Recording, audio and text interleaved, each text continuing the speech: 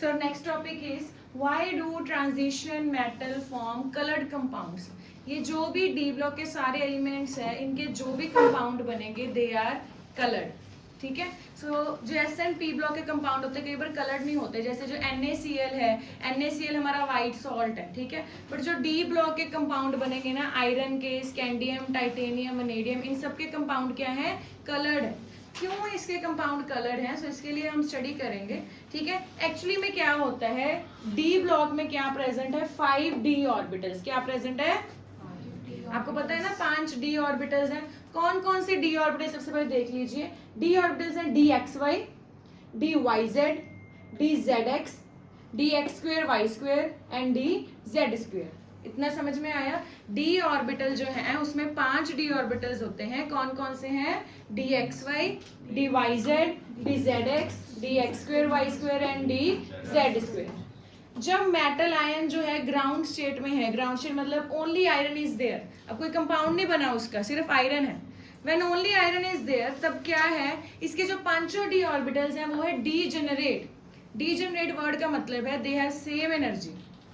For example ये पांचों में एक ही लाइन में रहेंगे जब iron only is there, iron का कोई कंपाउंड नहीं बन रहा, आयरन की कोई ऑक्सीडेशन स्टेट नहीं है. ठीक है. तब पांचों क्या है? डीजेनरेट है, यानी कि इनकी एनर्जी क्या है? सेम. समझ आ गया? जैसे ही आयरन कंपाउंड बनाने जाएगा, आयरन एक कंपाउंड किसके साथ बनाएगा? अनायन के साथ. मान लीजिए आयरन के साथ कंपाउंड बनाने आ गया Cl नेगेटिव या SO4 नेगेटिव आ गया, कोई भी ऐसा नेगेटिव आयन आ गया. जब नेगेटिव आयन आएगा उसको बोलते हैं लीगेंड. क्या बोलते हैं? Negative ion is known as ligand. ये जो पांचों ऑर्बिटल है ये सेम एनर्जी के नहीं रहेंगे. जब लीगेंड आएगा तब होएगा क्या? 3 ऑर्बिटल्स लोअर एनर्जी के बन जाएंगे एंड 2 ऑर्बिटल्स क्या बन जाएंगे? हायर एनर्जी के. समझ आ गया? 3 ऑर्बिटल्स की एनर्जी क्या हो जाएगी? लोअर एंड 2 ऑर्बिटल्स की एनर्जी क्या हो जाएगी? जो 3 लोअर एनर्जी के होंगे that will be dxy, dyz and dzx. ठीक है. 3 लोअर वाले कौन कौन से हैं? dxy, dyz and dzx. And जो 2 ऊपर है हायर एनर्जी वाले वो कौन से हैं? dx2, y2 and dz2. पहले इतना समझ में आया? जब मेटल ग्राउंड स्टेट में है, when only iron is there, only Fe, example ले रहे हैं हम, ओनली Fe इज देयर, तो इनके पांचों ऑर्बिटल्स क्या है? डीजेनरेट. डीजेनरेट का मतलब क्या होता है? उनकी एनर्जी क्या है? सेम. जैसे ही लीगेंड आया बॉन्ड बनाने के लिए, कंपाउंड बनाने के लिए, तो इनकी एनर्जी क्या हो जाएगी? स्प्लिट हो जाएगी. 3 एनर्जी लोअर में आ गए, 2 कौन से चले गए? हायर स्टेट में. समझ आ गया? ये तीनों की एनर्जी सेम है, dxy, dyz एंड dzx की. इसलिए इसको बोलते हैं T2G. T2G का मतलब होता है T मतलब ट्रिपली डीजेनरेट, मतलब 3 के सेम एनर्जी. T2G. इस सेट को क्या बोलते हैं? तीनों को T2G. ये जो तो ऊपर चले गए हैं dx2, y2 एंड dz2, इसको बोलते हैं EG. EG मतलब होता है डबली डीजेनरेट, यानी कि 2 की एनर्जी सेम है. समझ आ गया? अब क्वेश्चन यही आता है कि 3 नीचे क्यों आ गए एंड 2 ऊपर क्यों चले गए? एक्चुअली में इसको समझने के लिए हमें डी ऑर्बिटल्स की शेप समझनी पड़ेगी. सो यहाँ पर मैंने शेप ड्रॉ की है, ये है dxy की, x एंड y लिख दिया साइड पे एंड सेंटर में लोब्स बना दी 4. सिमिलरली dyz की है, साइड पे क्या लिख दिया? yz एंड सेंटर में लोब्स बना दी 4. नेक्स्ट क्या है? dzx, सेंटर में 4 लोब्स एंड साइड पे क्या लिख दिया? dzx. इनकी शेप सेम है, सिर्फ बस एक्सिस चेंज है. ठीक है. लोब सेम है, बस xy के लिए xy लिख दिया, yz के लिए yz लिख दिया, zx के लिए क्या लिख दिया हमने? zx. क्लियर है? यहाँ पर जो शेप है dx2, y2 की वो डिफरेंट है. यहाँ पर अगर आप देखोगे xy लिखा है, जो लोब्स है लाइन के ऊपर है. ठीक है. ये लाइन है बनी है, इसके ऊपर लोब्स है. So this is the shape of dx2, y2. dz2 क्या है? एक z एक्सिस है, z एक्सिस के ऊपर लोब बनी हुई है एंड सेंटर में क्या है? एक रिंग बनी हुई है. This is the shape of dz2. इनकी शेप की वजह से ही जो 3 ऑर्बिटल्स है नीचे जाते हैं, 2 ऑर्बिटल्स ऊपर जाते हैं. Let's see why. जब भी कोई मेटल आयन आएगा, मतलब कोई लीगेंड आया कंबाइन करने, Cl नेगेटिव जैसे आया, Cl नेगेटिव जो भी आएगा वो यहाँ से अप्रोच करेगा सेंटर वाली लाइन से. जब भी कोई भी लिगेंड आएगा कौन सी लाइन से अप्रोच करेगा? सेंटर वाली लाइन से. सो इधर सेंटर वाली लाइन से आई जा रहा है, इट्स ओके आई जाए. जो इलेक्ट्रॉन्स हैं वो लोब्स में प्रेजेंट है. डी के इलेक्ट्रॉन्स कहाँ प्रेजेंट है? लोब्स में. समझ आ गया? जो लीगेंड है for example Cl negative, Cl negative पे कौन सा चार्ज है? नेगेटिव. सो कोई भी नेगेटिव वाला आएगा, मतलब जिसके पास इलेक्ट्रॉन्स होंगे वही आएगा ना, न्यूट्रल हो तो भी इलेक्ट्रॉन्स होंगे तो ही आएगा। सो जो इलेक्ट्रॉन है उसके पास एंड जो डी के इलेक्ट्रॉन्स हैं ये इस केस में दूर दूर है, डायरेक्टली तो नहीं है, क्योंकि जो लिगेंड आ रहा है वो लाइन से आ रहा है, इलेक्ट्रॉन किस में प्रेजेंट है, लोब में। बट इस केस में क्या है, इलेक्ट्रॉन भी इसमें प्रेजेंट है, लिगेंड भी इस लाइन से आ रहा है, तो दोनों में आपस में क्या हो जाएगी, रिपल्शन। समझ आ गया? जैसे Cl नेगेटिव, SO4 नेगेटिव, या ऐसा कोई भी लिगेंड जिसके पास इलेक्ट्रॉन्स हैं अगर वो आएगा, इन केसेस में डायरेक्टली रिपल्शन नहीं हो रही, क्योंकि लिगेंड यहाँ से आ रहा है, इलेक्ट्रॉन इसके अंदर प्रेजेंट है। बट इन दोनों केसेस में क्योंकि लाइन के ऊपर ही प्रेजेंट है, जहां से लिगेंड आ रहा है वहीं इलेक्ट्रॉन पड़े हैं, सो इसमें क्या होती है, डायरेक्ट रिपल्शन। क्या होती है? इस रिपल्शन की वजह से ये दोनों ऑर्बिटल्स ऊपर चले जाते हैं, इनकी एनर्जी बहुत बढ़ जाती है, और ये तीन स्टेबल हो जाते हैं जिनकी इनकी एनर्जी नीचे आ जाती है। समझ में आ गया? सो जब मेटल ग्राउंड स्टेट में था उनके कितने डी ऑर्बिटल्स हैं, 5, पांचों की एनर्जी क्या है, सेम, यानी कि डी जनरेट है। जैसे ही लिगेंड आया, पांचों की एनर्जी किन सेट्स में स्प्लिट होगी, 2 सेट्स। ठीक है, कौन कौन से 2 सेट्स हैं, T2G एंड EG। ठीक है, T2G में कौन से 3 ऑर्बिटल्स हैं, DXY, DYZ and DXZ। And EG में कौन कौन से हैं, Y2 एंड DZ2। ठीक है, इस स्प्लिटिंग को बोलते हैं क्रिस्टल फील्ड स्प्लिटिंग। क्या बोलते हैं स्प्लिटिंग को, ठीक है। अब क्यों हुई है स्प्लिटिंग, क्योंकि इन तीनों केसेस में डायरेक्ट रिपल्शन नहीं हो रही थी, एंड इन दोनों केसेस में क्या हो रही थी, डायरेक्ट रिपल्शन। इतना समझ में आ गया? अब ये स्प्लिटिंग की वजह से कलर क्यों आया, ठीक है। जो इलेक्ट्रॉन नीचे T2G सेट में प्रेजेंट होंगे वो जंप करके जाते हैं EG सेट में। ध्यान से सुनिए, जो इलेक्ट्रॉन नीचे वाले सेट में प्रेजेंट होंगे वो कहाँ जंप करके जाते हैं, EG में। बट एज इट इज तो जंप नहीं करेंगे, जंप करने के लिए उनको एनर्जी चाहिए तो ही जाएंगे। अगर आपको लोअर लेवल से हायर लेवल तक जाना है, कुछ एफर्ट करोगे, एनर्जी मिलेगी तो ही जा पाओगे। सो इनको एनर्जी कहाँ से मिलती है ऊपर जाने के लिए, जो विजिबल लाइट प्रेजेंट है एटमॉस्फेयर में वहां से एनर्जी लेते हैं। समझ आ गया? नीचे वाला इलेक्ट्रॉन जंप करके कौन से लेवल पे जाएगा, EG में, T2G से EG में। But as it is jump नहीं करता, जंप करने के लिए क्या चाहिए उसको, एनर्जी। कहाँ से एनर्जी मिलती है उसको, जो एटमॉस्फेयर में विजिबल लाइट प्रेजेंट है वहां से एनर्जी लेते हैं। अब विजिबल लाइट में विबग्योर, विबग्योर सबने सुना है, विबग्योर क्या होता है, violet, indigo, blue, green, yellow, orange, red, यही है। अब इनमें से ऊपर जाने के लिए कोई ना कोई कलर अब्सॉर्ब कर लेगा, कोई एक, ठीक है। सो यहाँ से ऊपर जाने के लिए जब एनर्जी अब्सॉर्ब करेगा, यानी कि एनर्जी मतलब वेवलेंथ, तो कोई एक वेवलेंथ अब्सॉर्ब कर लेगा। फॉर एग्जांपल अगर 400 कर ली, 3 मतलब 500 कर ली, 600, 400 से लेके 800 तक होता है ये विबग्योर। सो 400 से लेके 800 तक की एनर्जी इसको चाहिए होती है ऊपर जाने के लिए, तो यहाँ से एक अब्सॉर्ब कर लेगा, ठीक है। अब कलर का कैसे पता चलेगा, मान लीजिए इसने अब्सॉर्ब कर लिया ब्लू, ये मैंने कलर व्हील बनाया है, इसको बोलते हैं मंसल कलर व्हील। तो ये क्या है, मान लीजिए इसने अब्सॉर्ब क्या कर लिया, ब्लू, तो इसका कलर दिखेगा कैसे, जो ऑपोजिट है ऑरेंज दिखेगा, हमेशा ऑपोजिट कलर दिखता है। क्यों? अब जो इलेक्ट्रॉन यहाँ पर था उसने जंप करना था ऊपर जाने के लिए, यहाँ से उसने कौन सा अब्सॉर्ब कर लिया, ब्लू। ब्लू अब्सॉर्ब करके कहाँ चला गया, ऊपर। जब इलेक्ट्रॉन ऊपर जाके वापस आएगा, अल्टीमेटली कोई भी जो भी इलेक्ट्रॉन है या कोई भी पर्सन है, ज्यादा टाइम के लिए हायर स्टेट में हम नहीं रह सकते, we need to come to ground state, ठीक है। सो ग्राउंड स्टेट में जब वो वापस आएगा, इलेक्ट्रॉन जंप करके ऊपर गया था, ऊपर करके क्या आएगा वो वापस। जब वो वापस आएगा तो वो एमिट करेगा एनर्जी, क्या एमिट करेगा, या कह लो वेवलेंथ। जो वेवलेंथ एमिट करेगा वही कलर होगा। अब एमिट कौन सा करेगा, जो उसका ऑपोजिट कलर है। अगर उसने ब्लू ऑब्जॉर्ब किया तो कलर कौन सा होगा, ऑरेंज। अगर वायलेट किया तो कलर कौन सा होगा, येलो। रेड किया तो ग्रीन, ऑरेंज किया तो ब्लू, येलो किया तो वायलेट, ग्रीन किया तो red. This is known as complementary colours या ऑपोजिट कलर्स। जो ऑपोजिट कलर्स होंगे वही कंपाउंड का कलर होगा। समझ में आ गया इतनी बात। इलेक्ट्रॉन को सबसे पहले नीचे से ऊपर जंप करना चाहिए, अगर जंप करेगा तो ही कलर आएगा, क्योंकि जंप करेगा तो ही वो वापस आएगा। सो कौन कौन सी कंडीशन में कलर नहीं आएगा, फर्स्ट कंडीशन इज अगर तो इलेक्ट्रॉन्स ही नहीं है, द डी इज 0। अगर डी 0 है, नो डी इलेक्ट्रॉन्स, ठीक है, नो कलर। क्योंकि कलर क्यों आ रहे हैं, क्योंकि लोअर वाले से ऊपर ट्रांजिशन हो रही है, this transition is known as d d transition, क्योंकि ये भी डी ऑर्बिटल्स हैं, ये भी कौन से हैं, डी ऑर्बिटल्स। तो डी डी ट्रांजिशन कलर होगा, अगर no d d transition no colour.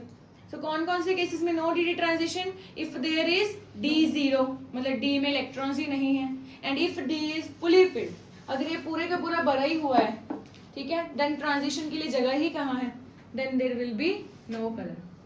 अब इसको रीड कर लेते हैं जो लिखा है। सो कलर्ड आयन, मैंने क्या लिखा है, most of transition metal compounds are coloured. So mostly जो ट्रांजिशन मेटल कंपाउंड्स क्या है, कलर्ड है, व्हाइट नहीं है, चाहे वो आयनिक है चाहे क्या वो कोवलेंट। कलर क्यों है, it is due to presence of incomplete d subshell. Incomplete होने चाहिए, कंप्लीट में तो ट्रांजिशन ही नहीं होगी, इसलिए कलर ही नहीं होगा, ठीक है। So colour is due to incomplete d subshell. Incomplete d subshells में क्या होगी, डी डी ट्रांजिशन। समझ में आ गया। अब मैंने यहाँ पर 5 डी ऑर्बिटल्स ड्रॉ किए हुए हैं, that is 5 d orbitals of metals, ठीक है। When metal is in ground state, ground state मतलब when the only metal is present. तो यहाँ पर क्या लिखा है मैंने, तब क्या है, ये डीजनरेट है, डीजनरेट मतलब इनकी एनर्जी क्या है, सेम। जैसे ही यहाँ पर लीगेंड अप्रोच किया, लीगेंड मतलब कोई नेगेटिव आया, तो क्या हो गया, they know longer degenerate, degenerate नहीं रहे, and split into 2 sets, 2 sets में स्प्लिट हो गए। कौन कौन से 2 सेट्स हैं, T2G एंड EG। T2G का यहाँ पर मतलब है ट्रिपली डीजनरेट, ट्रिपली मतलब 3 की एनर्जी सेम है, ट्रिपली डीजनरेट। एंड EG का यहाँ मतलब है डबली डीजनरेट, डबली का मतलब है 2 की एनर्जी सेम है, ठीक है। जो T2G वाले सेट हैं उसमें कौन कौन से D के ऑर्बिटल्स हैं, DXY, DYZ and DZX। EG वाले में कौन से हैं, DX2, Y2 एंड DZ2। इतना समझ में आ गया। फिर क्या लिखा है, this is called crystal field splitting. इस स्प्लिटिंग को क्या बोलते हैं, क्रिस्टल फील्ड स्प्लिटिंग। अगर डेफिनेशन आ जाए तो आप ये सारा लिख के आ सकते हो कि when metal is in ground state its orbitals are degenerate, but when ligand approaches it's split into 2 sets and this splitting is known as crystal field splitting। Clear. अब यहाँ पर मैंने शेप ड्रॉ की है DXY, YZ एंड DZX की। यहाँ पर कौन कौन से हैं, DX2, Y2 एंड DZ2। यहाँ पर जब इलेक्ट्रॉन्स आते हैं लिगेंड के, तो क्या डायरेक्ट रिपल्शन होती है इन तीनों में, नहीं। इन दोनों में क्या होती है, इलेक्ट्रॉन और इलेक्ट्रॉन्स, डी इलेक्ट्रॉन्स और लिगेंड की डायरेक्ट रिपल्शन। सो आप लिख सकते हैं यहाँ पर D electrons of metal and जो लिगेंड इलेक्ट्रॉन्स है उनमें क्या होती है यहाँ पर डायरेक्ट रिपल्शन, इन दोनों में, ठीक है। जो अगर डायरेक्ट रिपल्शन होगी तो फिर क्या होगा, इन दोनों की एनर्जी ऊपर चली गई है, क्लियर। अब होता क्या है, कलर क्यों होता है, electron jump from lower energy level to higher energy level. Lower energy level कौन सा है हमारा, T2G। हायर एनर्जी लेवल कौन सा है, EG। चले गए T2G से EG, कैसे गए, by absorbing particular wavelength from visible region. तो जो विबग्योर है, विजिबल रीजन है, वहां से एक वेवलेंथ को अब्सॉर्ब करके फिर ऊपर जाएंगे, ठीक है। Thus they show colour complementary of which it absorb. So जो उसने अब्सॉर्ब किया है उसके कॉम्प्लीमेंट्री कलर शो करेंगे, क्लियर है। कैसे शो करेंगे, व्हेन इट कम बैक, ठीक है। कम बैक मतलब EG से T2G जब वापस आएंगे तब कॉम्प्लीमेंट्री कलर शो करेंगे। समझ आ गया। सो यहाँ पर मंसल कलर व्हील से हमें पता चलता है कि अगर वायलेट अब्सॉर्ब किया तो कलर कौन सा आता है, येलो, ब्लू से ऑरेंज, ग्रीन से रेड। सो जैसे कि यहाँ पर क्वेश्चन आ गया, why TiH2O6 3 positive is purple in colour. सबसे पहले हम इसको एक्सप्लेन करेंगे कि हुआ क्या है। यहाँ पर टाइटेनियम की ऑक्सीडेशन स्टेट कितनी बन रही है, 3 पॉजिटिव, क्योंकि वाटर पे तो कोई चार्ज ही नहीं होता, 0 है ना। सो X इज डायरेक्टली 3 पॉजिटिव।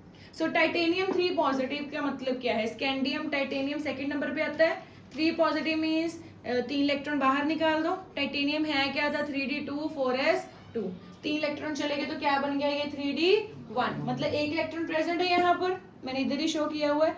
जो 1 इलेक्ट्रॉन है वो जंप करके ऊपर जाएगा, ऊपर जाएगा, जब वापस आएगा तो कौन सा कलर शो करेगा, ये पर्पल। पर्पल मतलब वायलेट ब्लू, ये वाला रीजन आ गया। तो इट मींस इसने अब्सॉर्ब क्या किया, इसके ऑपोजिट कौन सा है, येलो ऑरेंज कह सकते हो आप, या ओनली येलो कह सकते हो, ठीक है। सो मैंने क्या लिखा है, in complex this electron present in T2G jumps to EG, ठीक है। तो यहाँ पर कौन सी ट्रांजिशन हो चुकी है, DD ट्रांजिशन। अब DD ट्रांजिशन वर्ड आपको लिखना ही लिखना है, ठीक है, बाय अब्जॉर्बिंग, क्योंकि अगर पर्पल कलर शो हुआ, पर्पल मतलब वायलेट ब्लू सा, तो ऑपोजिट कौन सा अब्जॉर्ब किया, आप येलोइश ऑरेंज दोनों ही लिख सकते हो या ओनली येलो लिख दो, ठीक है। सो इट अब्जॉर्ब येलो का wavelength and emit purple colour, purple colour मतलब ब्लू वायलेट, या हमारा ये वाला रीजन आ गया। क्लियर है, समझ आ गया।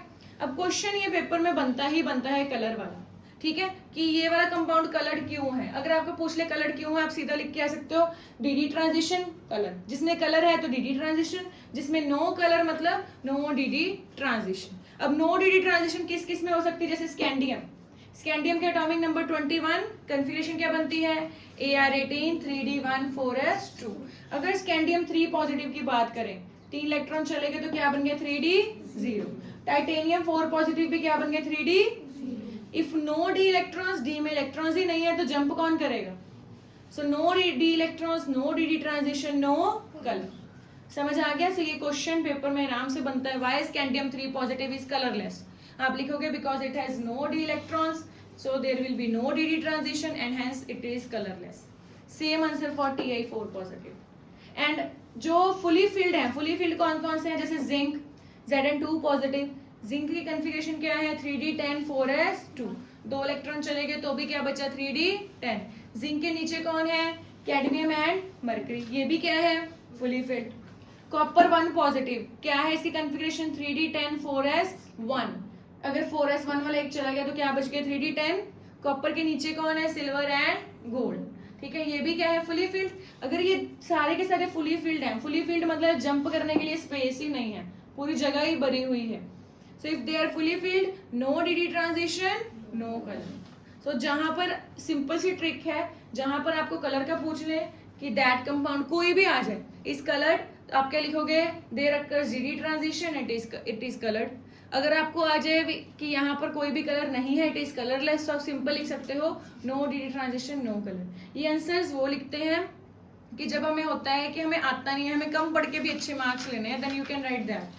अदरवाइज आप क्या कर सकते हो, आप ये कंसेप्ट दिमाग में रखो, उसको डिटेल में एक्सप्लेन कर देना कि नो डी ट्रांजिशन वाई, क्यों नहीं हो रही डी ट्रांजिशन, जहाँ तो D0 होगा या फुली फिल्ड होगा, और डी ट्रांजिशन होएगी क्यों, जहाँ तो डी में 1 2 3 मतलब पार्शियली फिल्ड इलेक्ट्रॉन्स प्रेजेंट होंगे, 9 तक डी ट्रांजिशन होती ही रहेगी। So I hope this topic is clear to you. So इसमें अगर मैं आपसे क्वेश्चन पूछूं why scandium 3 positive is colourless, क्या लिखोगे, no d transition, no d electrons, no color. Why Zn2 positive is colorless, fully filled d orbitals, no dd transition, no color. अब मैंने आपसे पूछ लिया why Mn2 positive is colored, क्या लिखोगे, it has partially filled d orbitals, dd transition and colored।